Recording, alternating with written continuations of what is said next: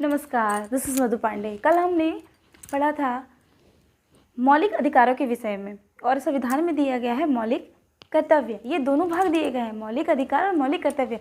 हमने मौलिक अधिकारों के विषय में जानकारी मिली, जानकारी हासिल की। अब आप देखते हैं हम लोग मौलिक कर्तव्य। मौलिक कर्तव्य 6 प्रकार के हैं।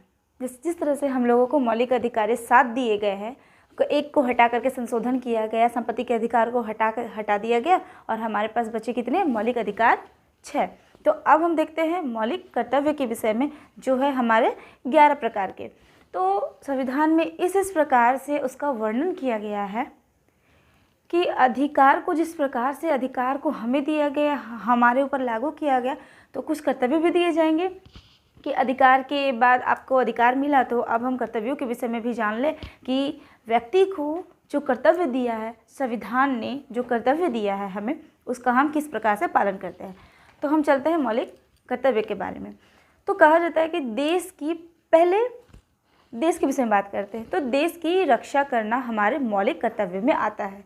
देश की रक्षा करना, आज देखते हैं कि लोग IPS बन रहे हैं, पुलिस अधिकारी बनते हैं, कलेक्टर बनते हैं, तो वो क्या है, देश की रक्षा कर रहे हैं।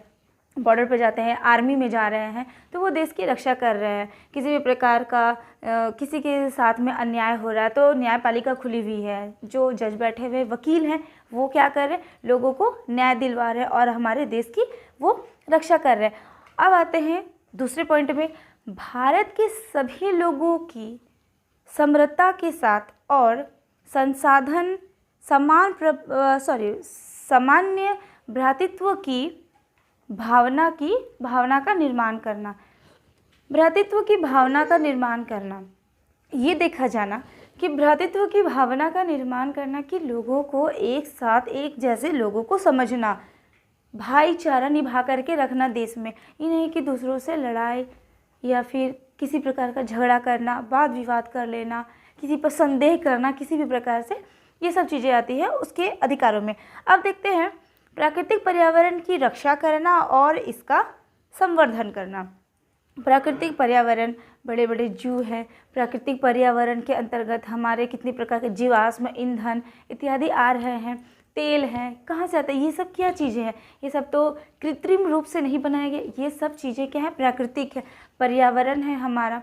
अगर हम देखते हैं कि वायु प्रदूषण कितना फैल रहा है हमारे देश में, भारत में या विश्व में, कितना फैल रहा है।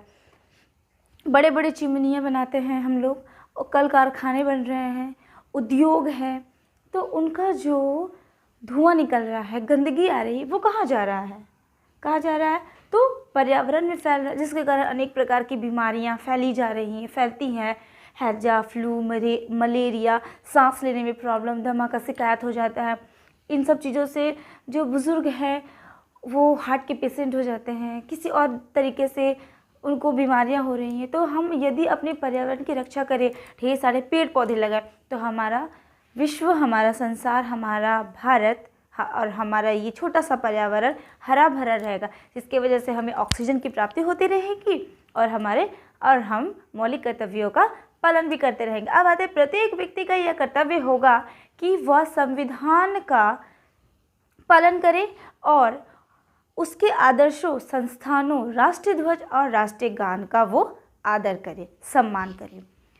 देखते हैं ना, हम विद्यालय में, कॉलेजों में, विश्वविद्यालय में हम स्वतंत्रता दिवस मनाते हैं और फिर गणतंत्र दिवस मनाते हैं, लेकिन सिर्फ 15 अगस्त और 26 जनवरी को ही क्यों हम अपने राष्ट्रीय ध्वज और राष्ट्रीय गान का सम्मान करते हैं।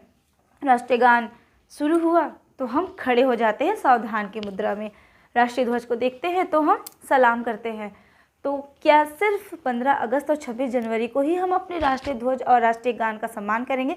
नहीं, किसी भी जगह में यदि हम अपने राष्ट्रीय ध्वज को गिरा हुआ देख रहे हैं या कहीं फेंका हुआ है, तो हमें इस प्रकार के इन सब चीज़ों को बंद करना चाहिए, इन सब चीज़ों को हटा देना चाहिए और उसकी रक्षा करनी चाहिए, ताकि और दूसरों के मन में कि एक ऐसा कभी कभी एक ऐसा समायोजन करना चाहिए, एक सभा बैठानी चाहिए और बताना चाहिए कि ये सब चीज़ें आपराधिक तौर पे हमारे अधिकारों का, हमारे कर्तव्यों का ये खनन कर रहा है। इन सब चीज़ों को बंद करना चाहिए।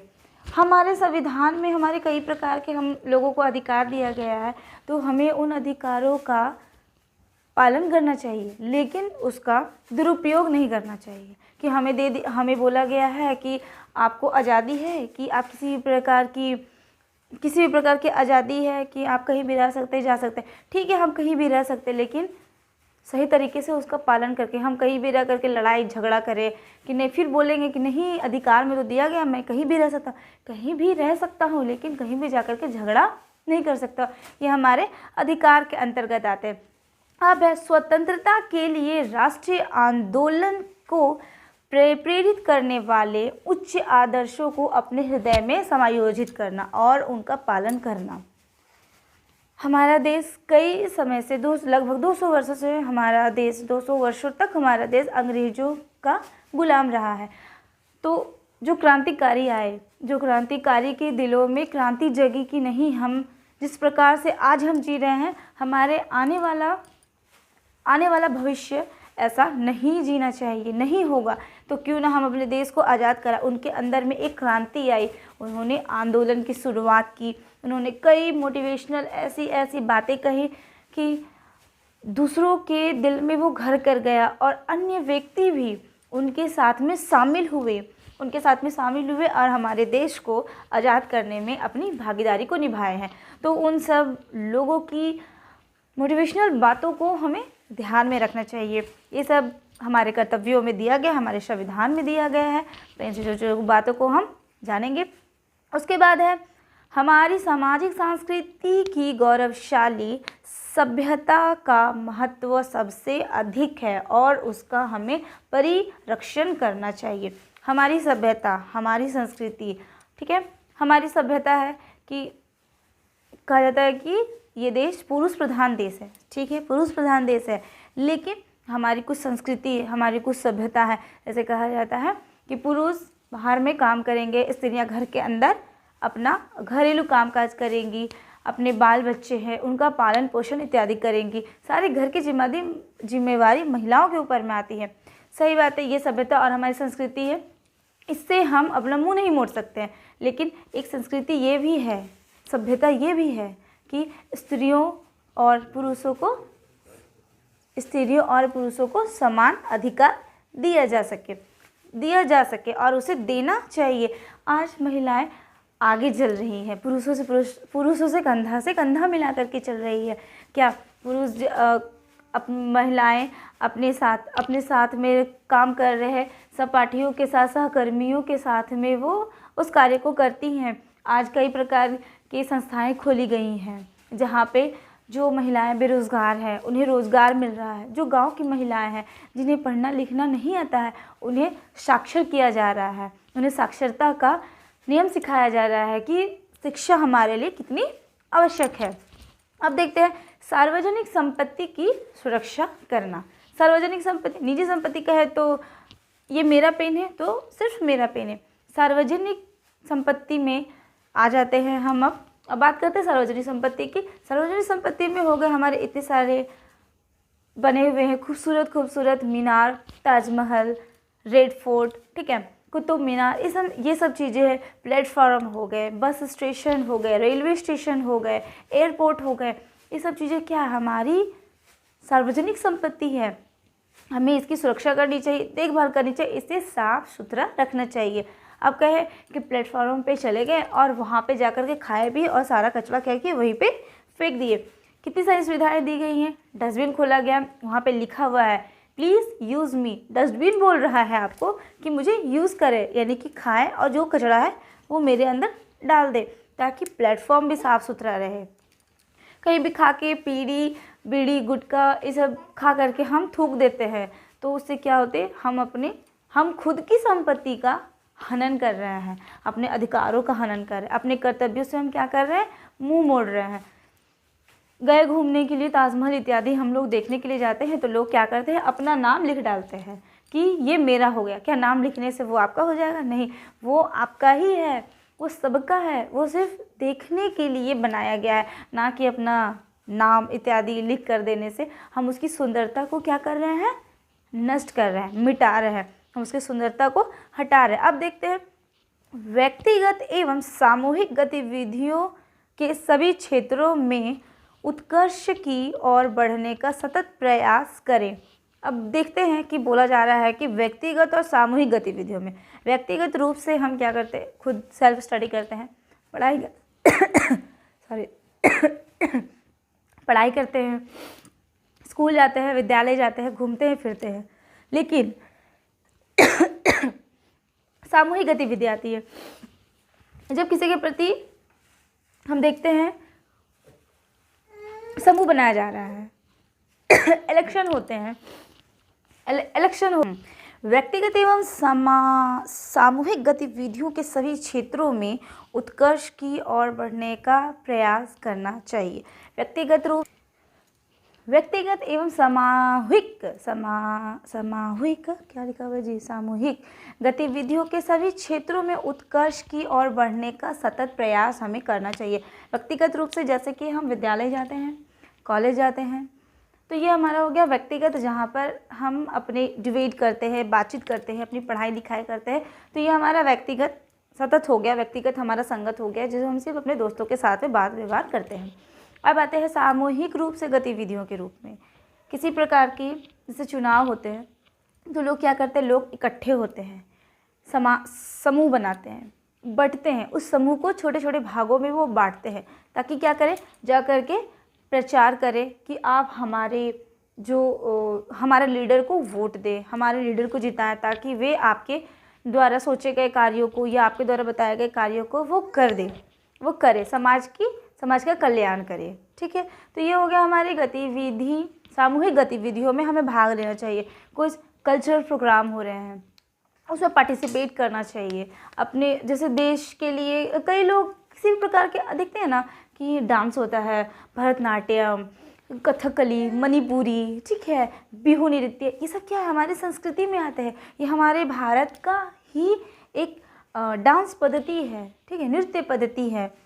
तो इन सब चीज़ों में हमें पार्टिसिपेट करना चाहिए, गतिविधियों में भाग लेना चाहिए, जहाँ पर भी समझ में, जहाँ पर भी लगे कि नहीं अब मुझे इसमें पार्टिसिपेट करना चाहिए ताकि मैं इसकी मदद कर सकूँ, इसका काम हो जाए, ठीक है, तो उन सब चीज़ों में हमें आगे बढ़ना चाहिए। अब आते हैं, माता पिता का कर्तव्य बनता है, या माता पिता तथा जो छोटे बच्चे होते हैं, छोटे बच्चे जो 6 से लेकर के 14 वर्ष तक के बच्चों के हेतु प्राथमिक शिक्षा प्रदान किया गया है। 6 से 14 वर्षों के लिए बच्चों के लिए क्या है, प्राथमिक शिक्षा प्रदान की गई है। वो सरकार द्वारा बनाए गए प्राथमिक शिक्षा में वो भाग लेंगे, वो पढ़ेंगे, उस विद्यालय में पढ़ाई करेंगे। ये कर्तव्य हमारे माता पिता का आता है कि अपने बच्चों के प्रति ये कर्तव्य हो जाता है हमारे माता पिता का। बच्चे को जब वो 6 वर्ष का हुआ से 14 वर्ष तक के लिए के बच्चों को अभी देखते हैं कि सरकार उन्हें पैसे भेज रही है ताकि वो अपनी ज़रूरतों के सामानों का उपयोग कर सके, ज़रूरत के सामानों का वो खरीद कर सके, किताब ले सके, कॉपी ले सके। ये सब चीज़ें तो विद्यालय में मिल जाती हैं, लेकिन इत्यादि अगर और किन्हीं चीज़ों को ज़रूरत हुए ताकि बच्चा पढ़े, उसकी लालसा जगे, अंदर से इच्छा जगे, वो जिज्ञासु बने कि मैं विद्यालय जा रहा हूँ तो ये सीखने को मिलता है, वो सीखने को मिलता है, तो मम्मी तो पापा मैं पढ़ने के लिए जाऊँगा, ठीक, वो उसका कर्तव्य। अब माता पिता का कर्तव्य आता है कि वे अपने बच्चे को ऐसा डेवलप करें कि वो विद्यालय जाने के लिए खुद से रेडी होने लगे, उसके अंदर इच्छा जगने लगे कि नहीं मैं विद्यालय जाऊंगा, मुझे विद्यालय में मेरे दोस्त हैं, मुझे टीचर पढ़ाती हैं, मुझे अच्छे से समझ में आने लगा है। तो ये कर्तव्य बनता है माता पिता और बच्चों का।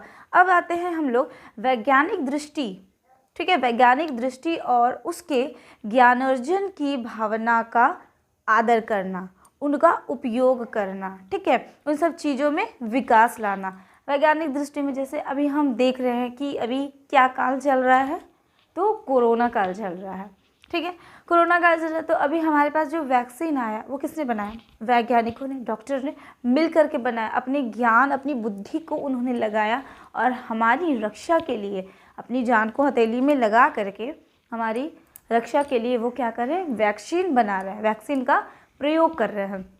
ताकि हम उसे लें और इस कोरोना से हम आज़ादी पाए, हमें आज़ादी मिल जाए इस कोरोना से, ठीक है। तो उनके ज्ञान का हमें सम्मान करना चाहिए, ना कि ऐसा बोला जाए अरे वो वैज्ञानिक है तो दिस है तो डैट है तो ऐसे तो वैसे, ऐसा कुछ नहीं। उनके ज्ञान को वृद्धि करनी चाहिए कि उनसे हम कुछ ज्ञान, उनसे हमें भी ज्ञान लेना चाहिए कि वो इस देश का अधिकार को भी ले रहे हैं और अपने कर्तव्य भी निभा रहे हैं। तो क्यों ना हम भी कुछ ऐसा करें, ठीक, कि उनके ज्ञान से हम भी समझें, हम अच्छे से पढ़ाई करें। जैसे कहा ना अभी मैंने पहले ही कि शिक्षा दी गई है, तो पढ़ लिख करके व्यक्ति अपने ज्ञान को अर्जित करेंगे, ठीक है, और फिर अधिकार लेंगे, कर्तव्य लेंगे और फिर ऐसे ऐसे काम करेंगे जिसके वजह से लोगों का, हाँ, देश का भला हो, मतलब देश उन्नति की और उन्नति भी करे, प्रगति भी करे, विकासशील भी बने और वो विकसित हमारा देश भी बने। तो ये हमारे मौलिक कर्तव्यों में आता है।